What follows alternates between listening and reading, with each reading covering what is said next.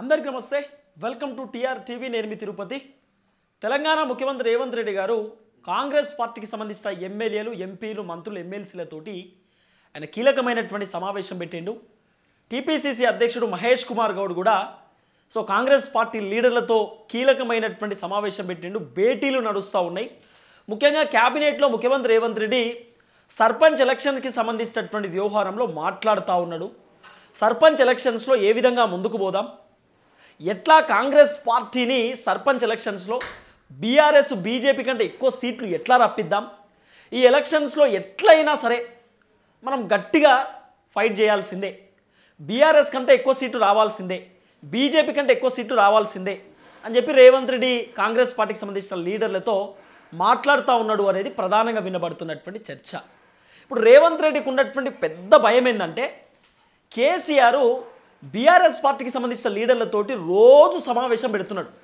రోజు నందినగర్ ఇంట్లో మాట్లాడుతూ ఉన్నాడు కేసీఆర్ మొన్న బీఆర్ఎస్ పార్టీకి సంబంధించినటువంటి గెలిచినటువంటి ఎమ్మెల్యేలు ఓడిపోయినటువంటి ఎంపీలు కొంతమంది ఎమ్మెల్సీలు ఓడిపోయినటువంటి వాళ్ళు మాజీకి సంబంధించినటువంటి నేతలతోటి కేసీఆర్ సమావేశం పెట్టిండు బీఆర్ఎస్ పార్టీ లీడర్లకు కేసీఆర్ ఒక మాట చెప్పిండట మంచో చెడో మీరు నియోజకవర్గాలలో తిరుగుర్రి నియోజకవర్గాల్లోనే ఉండుర్రి ఎందుకంటే కాంగ్రెస్ పార్టీ ఎమ్మెల్యేలు నియోజకవర్గాలలో తిరుగుతలేరు కాబట్టి జనం ఏమనుకుంటారు అరే గెలిచిన ఎమ్మెల్యే మా దగ్గరికి రాలేదు కానీ ఓడిపోయినటువంటి బీఆర్ఎస్ పార్టీ ఎమ్మెల్యే మా దగ్గరికి వచ్చిండు మేము ఎట్లున్నాం ఏందని చెప్పి మా గురించి తెలుసుకుంటున్నాడు ఈ ఓడిపోయినటువంటి ఎమ్మెల్యే కాబట్టి మంచో చెడో కేసీఆర్ ఉంటేనే బాగుంటుంది ఈ సర్పంచ్ ఎన్నికలలో కూడా బీఆర్ఎస్ పార్టీకే ఓటేద్దామనేటటువంటి ఆలోచనలో జనాలు వస్తారు ఈ కాంగ్రెస్ పార్టీ ఎమ్మెల్యేలు ఇక నియోజకవర్గాల్లో తిరుగుతలేదు కాబట్టి మీరు అడ్వాంటేజ్గా వాడుకొని నియోజకవర్గాల్లో తిరగండి అని చెప్పి కేసీఆర్ బీఆర్ఎస్ పార్టీ లీడర్లకు చెప్పిండట కేసీఆర్ స్ట్రాటజీ కూడా చాలా భయంకరంగా ఉన్నది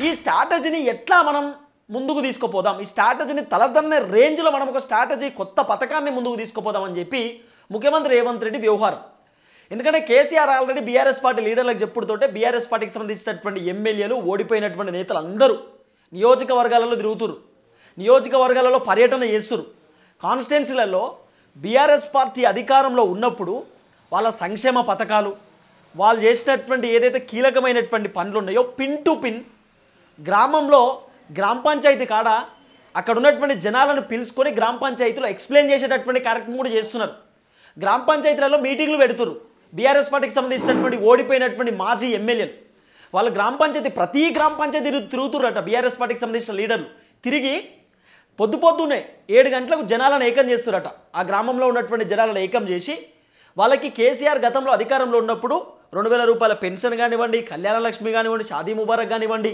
లేకపోతే కేసీఆర్ కిట్టు కానివ్వండి లేకపోతే వాళ్ళు ఇచ్చినటువంటి సంక్షేమ పథకాలు కానివ్వండి అన్ని పిన్ టు పిన్ కేసీఆర్ ఏం చేసిండు ఏం కథ ఏం అభివృద్ధి చేసిండు ఎన్ని మెడికల్ కాలేజీలు తెచ్చింది మన ఊర్లో ఏం అభివృద్ధి జరిగింది కేసీఆర్ వల్ల మన ఇంటికి ఏమేమి వచ్చింది అనేది అన్నీ బీఆర్ఎస్ పార్టీ లీడర్లు పొద్దుగాల 7 గంటలకు ఎక్స్ప్లెయిన్ చేస్తున్నారట ఊళ్ళే గ్రామ పంచాయతీలలో మీటింగ్లు పెట్టుకొని ఇదంతా స్ట్రాటజీ చేసింది కేసీఆర్ ఎందుకంటే కేసీఆర్కు ఉన్నటువంటి మొట్టమొదటి బాధ మొన్న జరిగినటువంటి అసెంబ్లీ ఎన్నికలలో మొత్తం రూరల్ ప్రాంతాలలో ఓడిపోయినాం కేవలం సిటీలో మాత్రమే గెలిచినాం రూరల్లో మనకు పట్టు లేదు పట్టు కోల్పోయినాం కేసీఆర్ ఇక సర్పంచ్ ఎన్నికలలో ఓడిపోతాడు గెలవడు అని చెప్పి కాంగ్రెస్ వాళ్ళు అనుకుంటున్నారు కాబట్టి ఎట్టి పరిస్థితులలో మనం గెలిచి చూపించుకోవాలి రూరల్లో ఈసారి అధికార పార్టీ కాంగ్రెస్ కంటే బీజేపీ కంటే ఎక్కువ సీట్లు బీఆర్ఎస్కే రావాలి మీరు ఏదో ఒకటి చెయ్యిర్రి నియోజకవర్గాలలో తిరుగుర్రి మిమ్మల్ని కొట్టినా తిట్టినా ఏం చేసినా మీరు కాన్స్టిట్యున్సీలలోనే ఉండుర్రి అని చెప్పి బీఆర్ఎస్ పార్టీ లీడర్లకు కేసీఆర్ చెప్పుడుతోటే పార్టీ లీడర్లు మొత్తం ఊళ్ళే తిరుగుతురు పొద్దున్న లేస్తే ఊర్లోనే కనబడుతున్నారు బీఆర్ఎస్ పార్టీకి సంబంధించినటువంటి లీడర్లు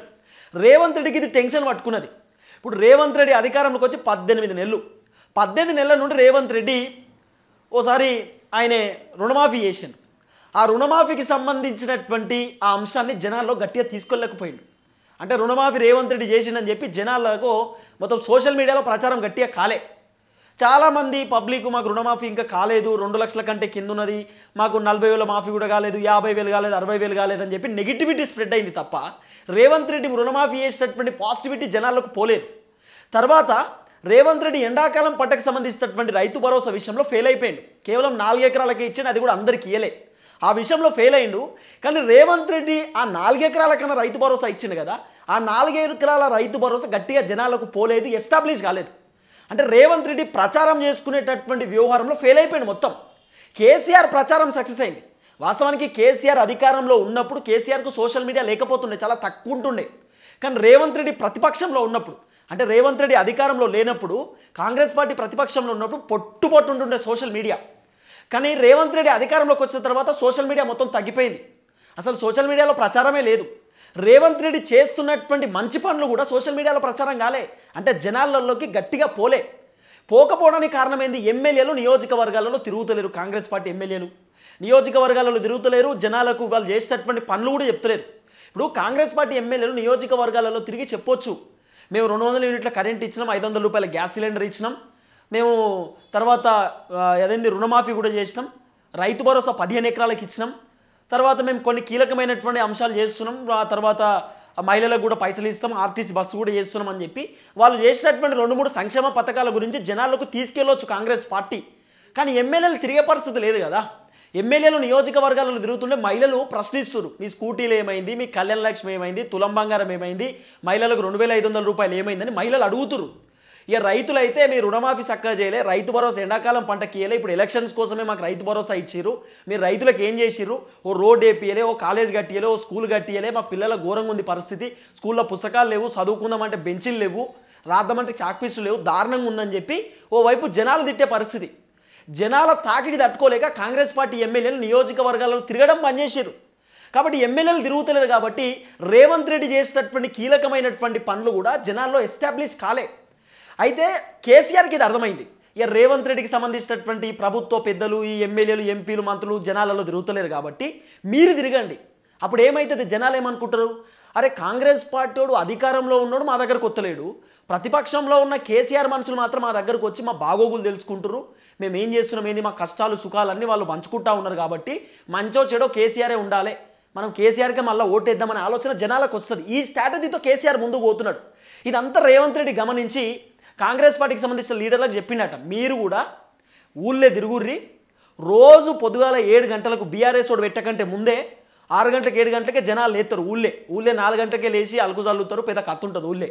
కాబట్టి 5-6 గంటలకే గ్రామ పంచాయతీ కాడికి మీరు మైకులు పెట్టి జనాలందరిని పోగు చేసి జనాలకు చెప్పుర్రి, యో కాంగ్రెస్ మీకు రుణమాఫీ చేసింది, యో ఇంతమందికి చేసింది, లిస్టు కూడా ఓపెన్ చేసి చెప్పుర్రి, ఓ పలానా సారయ్యకైంది, ఎల్లయ్యకైంది, పుల్లయ్యకైంది, మల్లయ్యకైంది అని చెప్పి వాళ్ళ పేర్లు కూడా చెప్పుర్రి. రుణమాఫీకి సంబంధించి రైతు భరోసా కూడా వాళ్ళకు పేర్లు చెప్పుర్రి, తర్వాత పెన్షన్ కూడా వాళ్ళ గురించి చెప్పుర్రి, తర్వాత కళ్యాణ లక్ష్మి ఎంతమందికి వచ్చిరో చెప్పుర్రి, తర్వాత ఆర్టీసీ బస్సు గురించి ఎక్స్ప్లెయిన్ చేయిర్రి. అంటే కాంగ్రెస్ పార్టీ సంక్షేమ పథకాలు ఏమేమి ఇచ్చింది, జనాలకు ఏమేమి లబ్ధి జరిగిందనేది ఒకసారి మీరు జనాలకు ఎక్స్ప్లెయిన్ చేయండి. అట్లనే కేసీఆర్ చేసినటువంటి అప్పు గురించి, కేసీఆర్ చేసిన అరాచకం గురించి కూడా జనాలకు చెప్పుర్రి.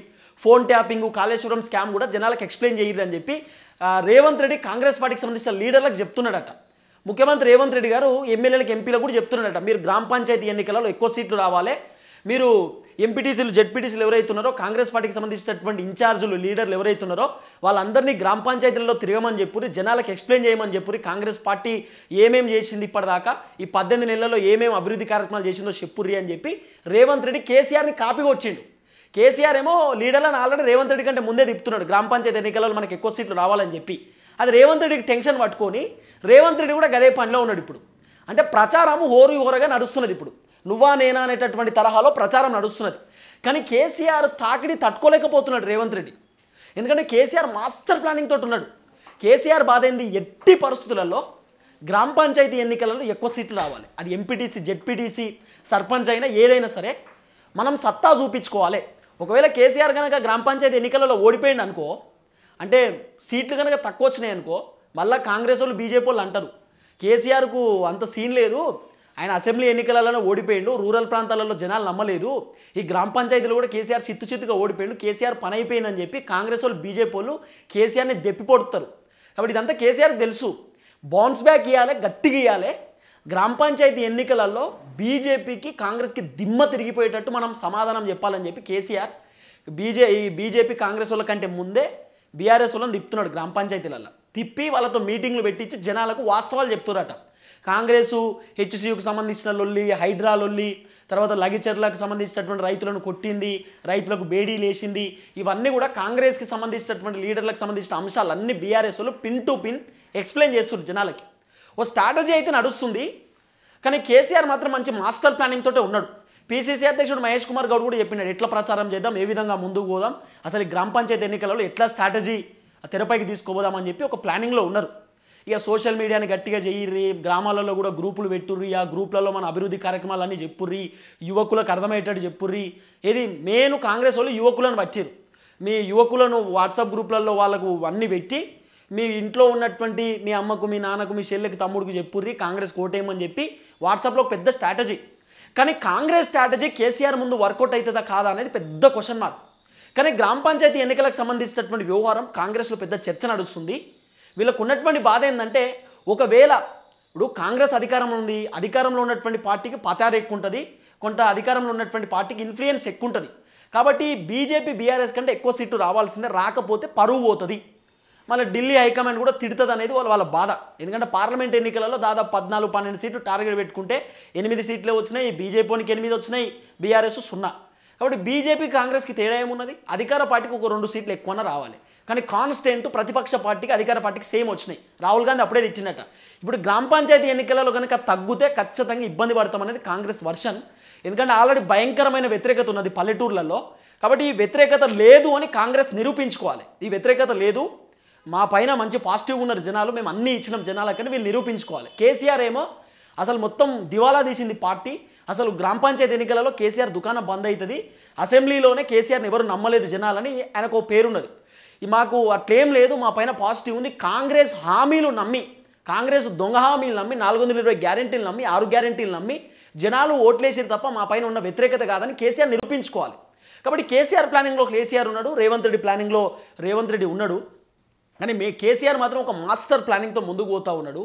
మరి ఏం జరుగుతుందో చూడాలి. కానీ రేవంత్ రెడ్డికి షాక్ ఇచ్చేటటువంటి కీలకమైనటువంటి నిర్ణయాలు కేసీఆర్ మాస్టర్ ప్లాన్తో తీసుకుపోతా ఉన్నాడు అనేది కొంత వినబడుతున్నటువంటి చర్చ. చూద్దాం ఏం జరగబోతుందో.